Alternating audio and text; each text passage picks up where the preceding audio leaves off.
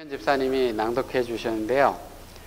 가라사대 너희는 나를 누구라고 하느냐? 시몬 베드로가 대답하여 가로되 주는 그리스도시요 살아계신 하나님의 아들이시니이다. 똑같은 말씀들이 마가복음하고 누가복음에 기록되어져 있습니다. 근데 마가복음 8장에 있고요, 누가복음 9장에 있는데요. 마가복음 8장에 있는 내용의 말씀을 조금 더 길게 보겠습니다. 죄송합니다. 제가 한국말로만 적었는데요. 길어서 예수와 제자들이 가이사랴 빌립보 여러 마을로 나가실새 노중에서 제자들에게 물어 가라사대 사람들이 나를 누구라고 하느냐? 여짜와 가로되 침례의 요한이라 하고 더러는 엘리야 더러는 선지자 중에 하나라 하나이다.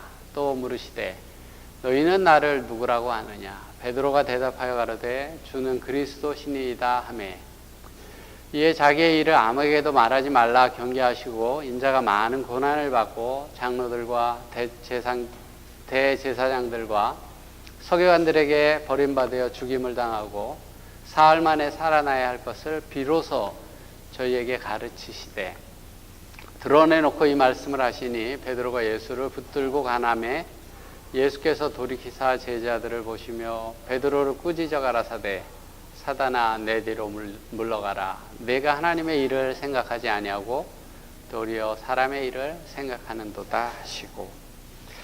똑같은 말씀이 누가복음 9장에도 기록되어져 있는데요. 우리가 성경 인물 가운데 용기를 주고 위로를 주는 인물들이 있습니다. 여러분들이 다니엘 하면 용기를 주고 위로를 주는 것보다는 좀 절망감을 줘요. 그죠? 그분의 어떤 흠없는 그런 품성들을 볼 때 우리가 저분 같아져야지 하면서도 너무나 비교해 봤을 때 너무나 부족한 모습의 자신들을 발견하기 때문에 흠이 없는 분들의 성경의 기록들을 보면 용기가 되는 것보다는 이렇게 좌절감이 들 때가 있습니다. 그런데 실수도 잘하고 하는 그런 사람들을 보면 우리에게 용기를 주는데요. 이 베드로라고 하는 사람도 실수를 참 많이 하는 사람이죠. 그래서 우리가 위로를 많이 얻는 그러한 사람들 중에 하나인데 제가 특별히 베드로가 성격상 저랑 좀 너무나 많이 달라서요. 저는 사실 베드로가 너무나 부러워요. 실수를 잘못을 하더라도 베드로처럼 그렇게 살 수 있으면 내가 얼마나 좋을까 그런 생각들을 많이 해요. 너무나 좀 다른 성품을 가지고 있어서 베드로 같으면 좋겠다 이런 생각들을 많이 하게 되고요. 베드로에 대해서 많은 생각들을 하게 되는데 사람들은 누구나 자신에 대해서 어떻게 생각하는가에 대해서 궁금해합니다. 저 사람들이 나를 좋아할까 싫어할까 저 사람들이 나를 반길까 안 반길까 이런 것들을 생각하는데 본문에서 보면 예수님도 사람들의 생각이 궁금하셨어요. 예수님에 대해서 어떻게 생각하시는지를 궁금해 하셨습니다. 근데 지금 우리가 읽은 이 내용의 말씀들이 언제 있었던 일이냐면 그 성경 앞부분을 좀 읽어보면 5,000명을 먹이신 그 사건들 그 뒤에 일어나는 일들이에요. 예수님께서 5,000명을 먹이고 사람들이 왕을 삼아야 되겠다고 막 그러는 그런 사건들이 있고 난 다음에 제자들에게 사람들이 나를 누구라고 하느냐 그렇게 물어봤습니다. 근데 마태복음 16장 14절에 이렇게 사람들이 대답합니다. 더러는 침례 요한, 더러는 엘리야, 어떤 이는 예레미야나 선지자 중에 하나라 하나이다 이렇게 대답하고 있습니다. 여기 보면 침례 요한이라고 말씀하고 있는데요. 침례 요한에 대해서 지금 이 대답은 다른 사람들, 예수님의 제자가 예수님에게 대답한 것이지만 다른 사람들이 그렇게 생각하고 있던 거예요. 여기 마가복음 9장에 보면요. 마가복음 9장에 보면 이런 말씀이 있습니다. 제가 안 적어놨는 것 같아요. 안 적어놨는 것 같은데 마가복음 9장 7절 8절에 보면 분봉한 왕 헤롯이 모든 일을 듣고 심히 당황하여 하니 이는 혹은 요한이 죽은 자 가운데서 살아났다고도 하며 혹은 엘리야가 나타났다고도 하며 혹은 옛선지자 하나가 살아났다고도 함이라. 그 헤롯 왕한테, 헤롯 왕이 예수님에 대한, 제자들에 대한 소문을 이렇게 들었을 때 이게 어찌 된 일이냐 했을 때 사람들이 대답이 뭐냐면 엘리야가 나타났다, 아니면 침례 요한이 살아왔다, 선지자 중에 하나가 나왔다, 그렇게 대답을 했어요. 그렇기 때문에 제자들도 예수님에게 같은 대답을 했습니다. 침례 요한이 이 땅에 나와서 전한 최초의 기별이 뭐라 그랬어요? 제가 전에 설교한 적이 있었는데, 예? 침례 요한이 와서 첫 설교한 내용이요, 회개하라, 천국이 가까웠느니라. 예수님께서 여기 오셔서 설교한 첫 내용이 뭐예요? 회개하라, 천국이 가까웠느니라. 똑같은 기별을 전하는 거예요. 그래서 사람들은 야, 죽은 엘리야가 살아왔나? 이런 생각을 했습니다. 그리고 지금 제가 이 본문의 말씀은 5천 명을 먹인 그 사건 이후의 이야기라고 말씀드렸잖아요. 엘리야 시대 때 엘리야가 죽은 사람을 고치기도 하고요, 기름병이, 가루가 다 줄어들고 없을 때 그거를 이렇게 양을 불려서 그 가뭄 때 먹고 살 수 있도록 그렇게 엘리야가 했잖아요. 예수님께서 보리떡 몇 개, 물고기 몇 마리로 5천 명을 불려서 먹이는 그러한 사건들을 보면서, 야, 이게 구약시대에 그 유명한 선지자 엘리야랑 비슷하다, 이거 엘리야가 살아온 거 아니냐, 이런 생각들을 하게 됐던 거예요. 그리고 여기 마태복음에 보면은 16장 14절에 보면 예레미야나 혹은 선지자 중에 하나라 그래서 제가 고민을 많이 했어요. 왜 예레미야를 딱 집어서 얘기했을까? 그죠? 예레미야라고 하는 선지자가 그렇게 구약 시대에 성공적인 어떤 일을 하지 못했어요. 복음을 참 아주 고든 기별을 전했지만 사람들이 정말 잘 안 들었어요. 그때 당시에. 예레미야를 우리가 보통 얘기할 때 눈물의 선지자라고 이야기를 하잖아요. 사람들이 다 포로로 잡혀가고, 정말 좋은 사람들은 바벨론 다 잡혀가고, 그 이스라엘 백성들 가운데 남아있는 그 사람들, 잡혀가지도 못한 그 사람들에게 눈물로 호소했던 선지자가 예레미야였는데, 더러는 어떤 사람들은 예레미야라고 예수님에 대해서 그렇게 이야기했던 거로 봐서 예수님의 기록이, 우셨다는 기록이 그 몇 번 없지만 아마 눈물을 흘리면서 그 복음을 전하거나 기도하시는 그런 모습들을 사람들이 봤을 거라고 생각되어져요. 그래서 예레미야 선지자가 아니냐, 그렇게 이야기를 했습니다. 자, 그때 예수님께 대답한 대답이 침례 요한이라고도 하기도 하고, 엘리야라고도 하고, 예레미야라고도 하고, 또 선지자 중에 하나라고도 합니다. 이런 대답을 했을 때 사람들이 예수님에 대해서 잘 알지 못하다는 거예요. 잘 알지 못한다는 거예요. 그래서 예수님께서 그런 대답을 하고 예수님에 대해서 잘 알지 못했지만, 사실 제자들이요, 예수님에 대해서 좋은 이야기만 한 것 같아요. 여기 또 예수님에 대한 그 다른 사람들이 뭐라고 불렀던 것을 좀 성경 말씀을 찾아보면요, 마태복음 11장 19절이나 이런 데 보면 예수님에 대해서 사람들이 뭐라고 불렀냐면 죄인과 세리의 친구다, 그렇게 불렀어요. 그리고 바리새인들은 귀신의 왕을 빙자해서 귀신을 쫓아내는 귀신의 부하다, 또 바알세불의 쫄병이다, 그렇게 이야기를 했습니다. 근데 제자들이 이야기하기를 좋은 것만 얘기해. 지금 예수님은 침례 요한이나 엘리야나 예레미야나 선지자 중에 하나라고 그렇게 합니다. 그렇게 대답을 했습니다. 듣기 좋은 말을 하면 듣기 좋죠. 사실 세일즈맨 하는 사람들이 세일즈 하러 갔을 때요, 칭찬하는 말을 먼저 해야 돼요. 저도 저기 학교 공부하면서 그 과목에 문서전도라고 하는 그런 과목이 있어요. 그래서 문서전도를 꼭 해야 돼요. 문서전도 근데 하면 그 세일즈를 잘하는 사람들은 잘하는데 저처럼 저 같은 사람은 잘 못하잖아요. 그 이제 가르치는데 뭐라고 가르치냐면 이제 사람들을 만났을 때 무조건 칭찬하는 말을 해야 돼요. 사진을 딱 봐서 어린이 사진이 있으면 무조건 잘생겼다, 예쁘다 그렇게 이야기를 해야 된대요. 그러다 정말 잘생기지 않았는데 잘생겼다 그러면 부모가 기분 나쁠 수 있잖아요. 정말 못생겼으면 건강하게 생겼다 또는 뭐 개성 있게 생겼다 뭐 그렇게 이야기를 해야 된다는 거예요. 그래야지 이제 기분이 좋아지고 그 대화가 될 수 있으니까요. 지금 제자들도 예수님 다른 사람 같았으면 아주 들으면 기분 좋은 만족스러울 만한 그런 대답을 했어요.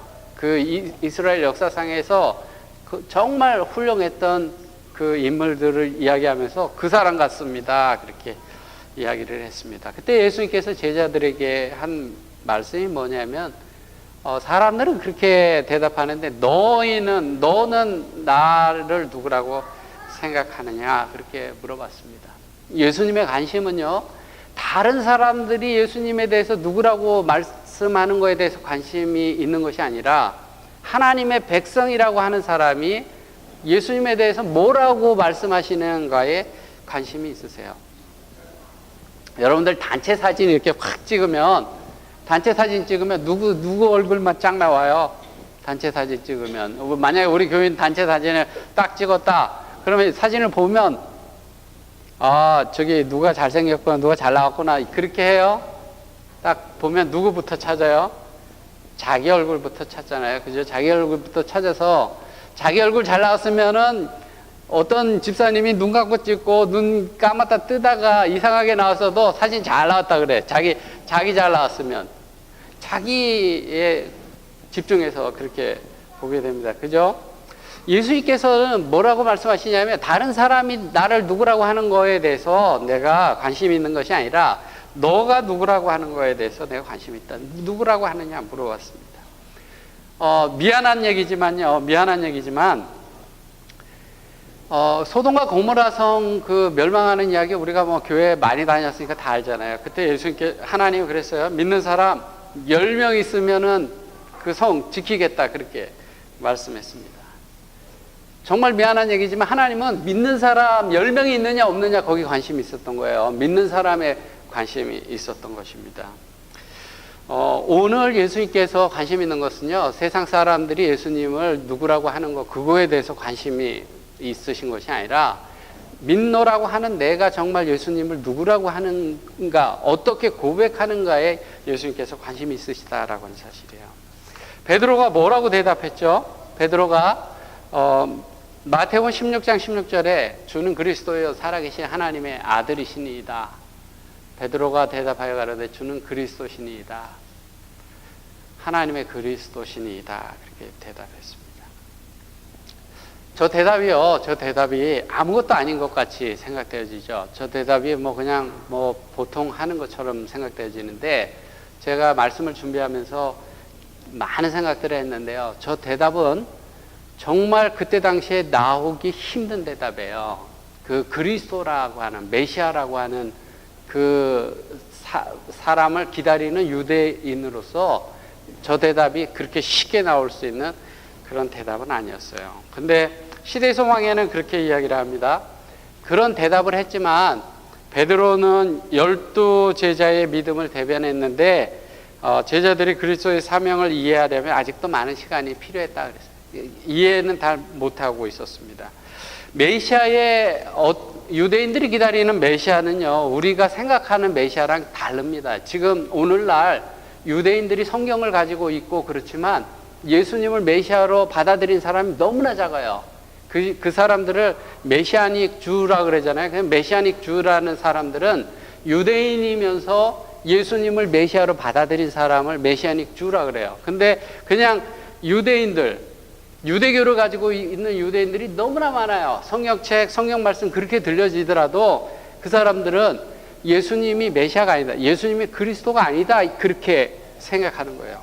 왜냐하면은 유대인들이 생각하는 메시아는 어떤 사람이냐면 유대인들을 이스라엘로 다 들어오게 하고 예루살렘을 회복시키고 정치적 영적 구원을 가져다 줄 거다. 그런 생각을 유대인들은 다 지금도 갖고 있는 거예요. 이스라엘의 한 정부를 세울 거고 유대인과 이방인 모두를 위한 세계 정부의 중심이 거기가 될 거라고, 메시아가 와서 그렇게 할 거라고 생각하는 거예요. 그는 성전을 재건할 거고 성전 예배를 세울 거고 이스라엘 종교법을 회복시킬 거고 그 유대법을 나라의 법으로 그렇게 세울 거다. 그렇게 생각하고 있었어요. 그렇게 생각하고 있는 유대인들, 지금 오늘날에도 성경 말씀이 전해져도 예수님은 메시아가 아니다라고 거절하는 그 유대인들의 사고 속에서 베드로가 주는 그리스도십니다, 메시아입니다, 그렇게 대답한 것은요, 쉬운 대답이 아니에요. 그냥 우리가 예수님 메시아래 해서 그냥 예수님 메시아입니다 이렇게 하는 거랑 전혀 달라요. 베드로가 그렇게 대답할 수 있었던 거는 정말 놀라워요. 그 베드로의 대답은 보통 대답이 아니었어요. 그래서 예수님께서 베드로를 칭찬하셨습니다. 근데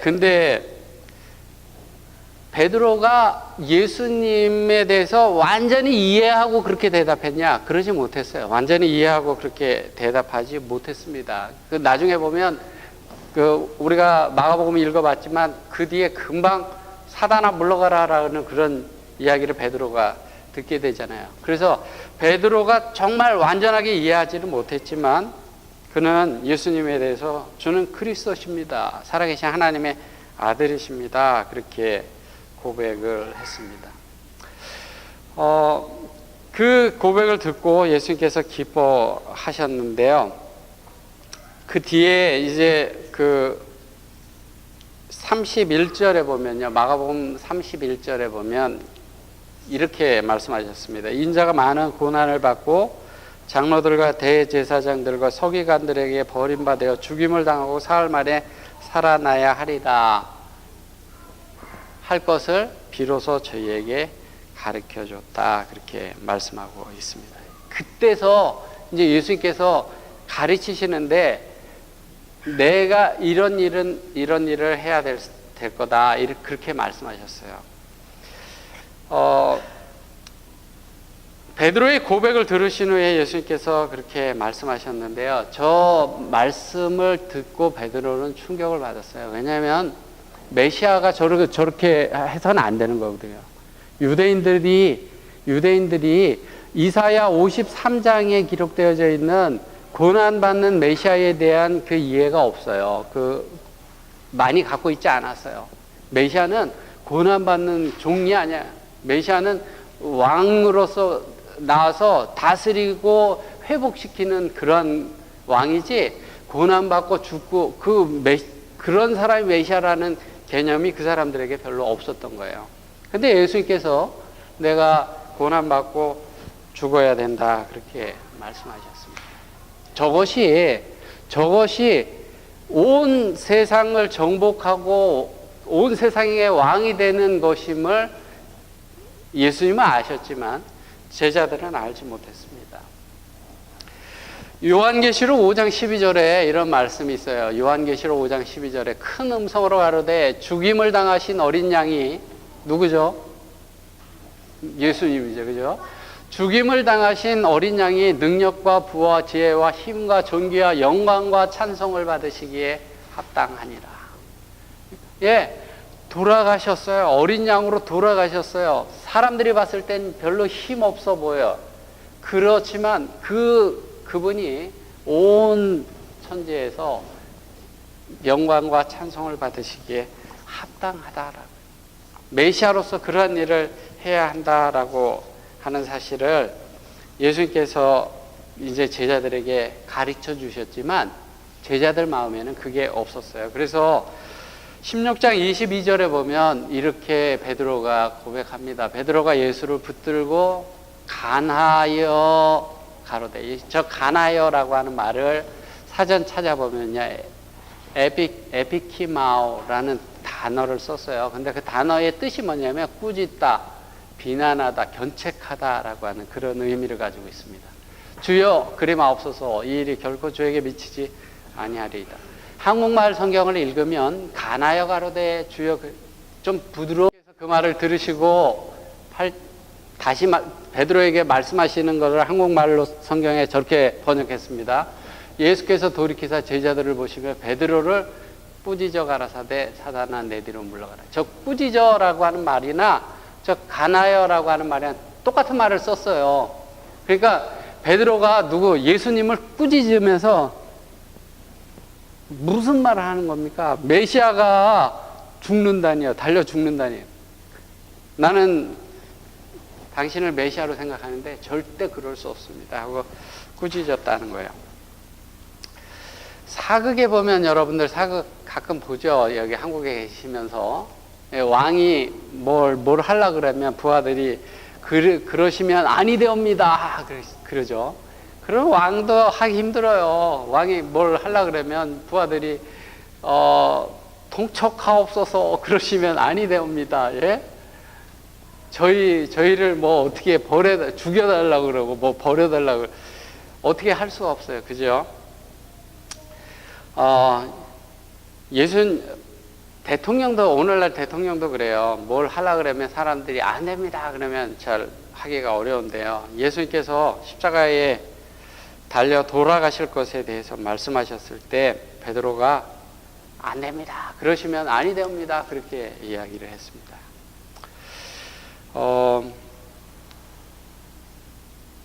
근데 여러분들 한번 생각해 보세요. 이성적으로 그때 당시에 우리가 유대인들이었다고 생각한다면, 그리고 그때 당시에 예수님을 메시아로 생각하고 있었다고 한다면 베드로의 말은 맞는 말처럼 우리 귀에 들렸을 거라는 사실이에요.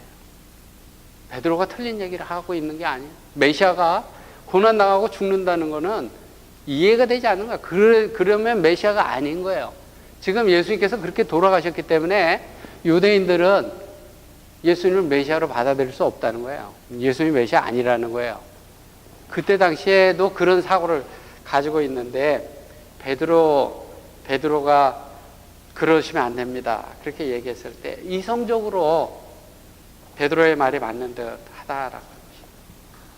네, 우리가 살아가면서요 이성적으로 맞는 듯한데 틀릴 수 있다는 거 우리가 기억해야 됩니다. 우리는 이성이 항상 올바른 거로 생각해요. 그래서 내 생각에 틀리면 틀린 거고 내 생각에 맞으면 맞은 거고 그 내 생각 때문에 그냥 막 싸우기도 하고 막 그렇게 해요. 내 생각이 맞다고 생각하고 그러는 거예요. 근데 맞지 않을 수 있어요. 베드로가 그때 당시 생각은 맞은 것처럼 보였지만 맞지 않았습니다. 예수님께서요 마가복음 8장, 제가 성경절을 적어오지는 않았는데 마가복음 8장에 이 사건 바로 전에 마가복음에는 무슨 사건을 기록했냐면요, 마태복음, 마가복음, 누가복음에 그 베드로의 고백을 기록했다 그랬잖아요. 근데 다른 성경책들에 다 세 개 다 마찬가지지만 5천 명을 먹이신 사건이 그 앞에 있는데 마가복음에는 특별히 베드로의 고백 바로 앞에 무슨 내용이 있냐면 소경을 낫게 하는 이야기가 거기 마가복음에 기록되어져 있어요. 근데 그 소경을 낫게 하는데 예수님이 말씀만 탁 하셔도 낫잖아요. 말씀 안 하시고 사람들이 그 예수님 낫고자 하는 마음으로 옷만 붙잡아도 낫는데 마가복음 8장 22절로 25절을 여러분들이 읽어보면 소경을 데리고 왔어요. 소경을 데려왔는데 예수님께서 침을 뱉으시고 눈에 대시고 안수 기도를 하시고 그리고 난 다음에 야 뭐가 보이느냐 그랬더니 이 소경이 이야기를 하기를 뭐가 보이긴 보이는데 사람이 보이는데 막대기 같은 것이 왔다 갔다 합니다. 그렇게 대답을 하는 거예요. 그래서 예수님이 다시 안수 기도하고 뭐가 보이느냐 그러니까 예 이제 잘 보입니다.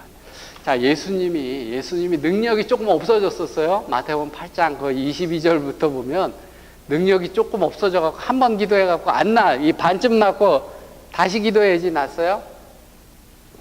그 이야기를 지금 이 사건에다가 사건 바로 앞에다가 끼워 놓은 이유는 뭐냐면 이 제자들이 예수님에 대한 이해가 이 눈이 반쯤 뜨다만 사람 같다는 거야. 잘 알지 못하는 메시아는 메시아 같은데 메시아에 대한 올바른 이해가 없어요. 장님이 눈이 뜨긴 떠서 보이긴 보이는데 제대로 안 보이고 막대기 같은 것이 보이는 그런 것처럼 지금 제자들이 그렇다는 사실을 이야기하려고 그 이야기를 지금 이야기 바로 앞에다가 기록해 놨어요. 너희는 나를 누구라고 하느냐라고 하는데 그들이 잘 알지는 못했지만 주는 그리스도여 살아계신 하나님의 아들입니다. 그렇게 대답했습니다. 우리의 삶 속에서도요, 우리가 잘 믿는 것 같고 뭘 하는 것 같다가도 어떨 때 보면 또 우리가 그렇지 못할 때도 있고요. 교회 열심히 나오고 잘 하는 것 같다가도 어떨 때는 믿음 없는 것처럼 보이기도 합니다. 예수님의 제자들도 한때는 예수님의 칭찬을 듣고 예수님께 놀라운 고백을 하기도 했지만 완전히 눈뜬 것 같지 않고 어설프게 알고 책망도 받고 그러한 제자들이었어요. 그렇지만 예수님께서는 그 제자들을 훌륭하게 이끌어가고 만들어 가셨습니다. 오늘 우리의 현실을 보면 하나님을 믿노라 하면서도 부족한 게 너무나 많아요. 하나님을 믿노라 하면서도 우리가 정말 눈이 떠서 그냥 소경이 보는 것처럼 그런 것이 아니라 그냥 막대가 걸어가는 것처럼 그 부분적으로 하나님을 알고 또 믿노라고 하고 그렇게 하는 나 자신을 보게 됩니다. 내가 하나님 말씀대로 살라고 하면서도 부족한 자신을 발견하게 되고 문제 많은 것들을 보게 되고 성경에도 그런 예가 너무나 많습니다. 문제 많았던 사람들이었지만 하나님께서 이끌어 가시면서 끝에 위대한 사람으로 만들어가는 걸 보게 되잖아요. 유명한 사람들 다 그래요. 아브라함, 이삭, 야곱 그 사람들 다 처음부터 훌륭한 사람이 아니에요. 그 중간중간에 보면 그 부인을 누이라고 거짓말도 하기도 하고 그 연약한 그런 모습들이 있는데 그러한 사람들을 하나님은 끌어가셔서 위대한 신앙의 조상들이 되게 하셨던 것처럼 제자들 예수님에 대해서 완전하게 잘 알지 못하지만 고백하면서 나오는 그 제자들을 예수님께서는 그들을 정말 그 고백한 대로 믿고 살아갈 수 있도록 끌어가셨습니다. 오늘 우리도 그렇게 하시기를 하나님께서 원하신다고 하는 사실이에요. 내가 부족하지만 나를 보면 부족하지만 하나님은 나를 끌어가셔서 나로 하여금 하나님의 위대한 고백을 하는 그런 사람이 되기를 하나님께서 원하십니다. 예수님은 오늘 다른 사람의 고백을 듣기를 원하시는 것이 아니라 오늘 여러분들의 고백을 하나님께서 원하십니다. 여러분들은 어떤 대답을 하시기를 원하세요? 예수님은 정말 내 인생의 주인이십니다. 예수님은 나의 모든 것 되십니다. 예수님은 나의 구원자 되십니다. 예수님은 나의 유일한 소망 되십니다. 그런 고백을 하시기를 하나님께서는 원하신다라고 하는 사실이에요. 내가 부족하다 할지라도 내가 온전히 알지 못한다 할지라도 그런 고백을 듣기를 하나님께서 원하신다고 하는 사실이에요. 여러분들 자식들이요 부모님에게 좀 지키지 못할 거라도 이렇게 좋은 얘기를 해주는 거 듣는 게 좋으세요? 아니면 자식이 나는 지키지 못할 거는 말씀하지 않겠습니다. 그러고 아무 말도 안 하게 부모님 제가 잘해드리겠습니다. 효도하겠습니다. 이렇게 효도 사실도 못하면서 그렇게 이야기를 하면 부모님은 듣고 기분이 좋잖아요. 그죠? 저 자식 저거 한 달만 가도 또 속색이 그렇게 생각하지 않잖아요. 그냥 들으면 기뻐하잖아요. 근데 그렇게 고백했다고 또 다 그렇게 살지 못하잖아요. 저도 그렇고 우리가 다 군대 가서 부모님께 편지 쓸 때는 그냥 정말 엄청 효도할 것처럼 그렇게 써서 보냈잖아요. 근데 제대하고 나오면 또 다 잊어버리고 그러잖아요. 하나님께도 마찬가지 같아요. 하나님께도 마찬가지 같지만 저는 여러분들이 입으로 마음으로 하나님께 고백하는 사람들이 됐으면 좋겠어요. 하나님이 정말 나의 모든 것 되십니다. 그래서 로마서 10장 10절에 이런 말씀이 있죠. 로마서 10장 사람이 마음으로 믿어 의에 이르고 입으로 시인하여 구원에 이르느니라. 제가 전에 언제 표현해야 된다라는 걸 설교한 적이 있어요. 그래서 표현해야 된다라는 걸 설교한 적이 있는데, 제가 이제 한 노래를 소개해주고 제가 말씀을 마치려고 하는데, 노래는 안 적어왔어요. 제가 읽어드릴 거예요. 여러분들이 잘 아는 노래입니다. 김세레나가 불렀던 노래예요. 김세레나 여러분들 아시죠? 자, 제가 불러볼게요. 갑돌이와 갑순이는 한 마을에 살았더래요. 둘이는 서로 사랑을 했더래요. 그러나 둘이는 마음뿐이래요. 겉으로는 모르는 척 했더래요. 2절입니다. 그러다가 갑순이는 시집을 갔더래요. 시집간 날 첫날 밤에 한없이 울었더래요. 갑순이 마음은 갑돌이 뿐이래요. 겉으로는 안 그런 척 했더래요. 3절. 갑돌이도 화가 나서 장가를 갔더래요. 장가 간 날 첫날 밤에 달 보고 울었더래요. 갑돌이 마음은 갑순이 뿐이래요. 겉으로는 고까지껏 했더래요. 여러분들 이 노래 많이 들어봤죠? 옛날에 교회 안 다니실 때 많이 들어봤잖아요. 자, 갑돌이와 갑순이가 사랑을 하는데 얘기를 하지 않아요. 얘기를 하지 않으니까 갑순이도 시집가고 갑돌이도 장가가고, 그 장가간 날 첫날 밤에 후회하고 우는 그런 내용이 이 노래예요. 여러분들 만약에 갑돌이와 갑순이가 시집가고 장가가기 전에 내가 너를 사랑한다, 내가 좋아한다, 그렇게 고백을 했더라면 그 사람들의 인생이 어땠을까요? 달라졌을까요? 달라졌겠죠. 그죠? 둘이 뭐 결혼을 했거나 그렇게 달라졌겠죠. 갑돌이가 만약에 고백을 했다면 사랑하는 사람을 얻을 수 있었을 것입니다. 여러분들이 만약 하나님께 고백을 한다면 여러분들은 구원에 이른다고 그렇게 말씀하고 있어요. 여러분들, 내가 온전해지고 난 다음에 주님께 고백하겠습니다, 그렇게 하지 마세요. 베드로가 온전해지지 않았을 때, 나중에 야단 맞고 그 메시아가 무슨 일을 해야 되는지 온전히 알지도 못했지만 그가 놀라운 고백을 했습니다. 주는 살아계신 하나님의 아들입니다. 그렇게 고백했어요. 그렇게 고백했기 때문에 부족했지만 그 사람이, 그 하나님께서 그 사람을 이끌어 가서요, 초대교회 아주 위대한 사도, 예수님 복음을 전하다가 십자가에 거꾸로 순교할 정도로 위대한 사도로 하나님께서 끌어가셨습니다. 오늘 저와 여러분들의 마음속에요, 정말 하나님, 저는 주님을 정말 사랑합니다. 주님 나의 모든 것 되십니다. 구원자 되십니다. 예수님은 정말 나의 그리스도십니다. 나의 메시아입니다. 예수님 없이 내가 못 삽니다. 이런 고백이 오늘 저와 여러분들의 고백이 되기를 바라면서 말씀 마치겠습니다.